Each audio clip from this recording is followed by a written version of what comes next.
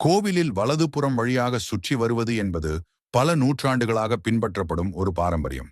இதற்கு பல்வேறு காரணங்கள் உள்ளன. சூரியன் மற்றும் பூமி சுழலும் திசை வலதுபுறமாக உள்ளது. இந்த இயற்கை ஓட்டத்துடன் ஒத்துப்போகவே வலதுபுறமாக சுற்றி வருகிறோம்.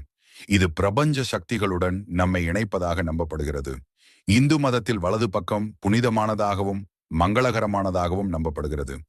கடவுள் நம் வலது பக்கத்தில் இருப்பதாக நம்பப்படுவதால் வலது புறமாக சுற்றி வரும்போது கடவுளுக்கு நெருக்கமாக இருப்பதாக உணர்கிறோம். கோவிலின் கருவறையிலிருந்து வெளிப்படும் நேர்மறை ஆற்றல் வலதுபுறமாக சுற்றும் போது நம்மை சுற்றி பரவுவதாக நம்பப்படுகிறது. வலதுபுறமாக சுற்றி வரும்போது அந்த நேர்மறை ஆற்றலை நாம் உள்வாங்கிக் கொள்வதாக கருதப்படுகிறது. கடிகாரம் முள் நேரத்தை குறிப்பது போல வலதுபுறம் சுற்றுவது நமது வாழ்க்கையில் நல்ல நேரத்தை கொண்டு வரும் என்று நம்பப்படுகிறது.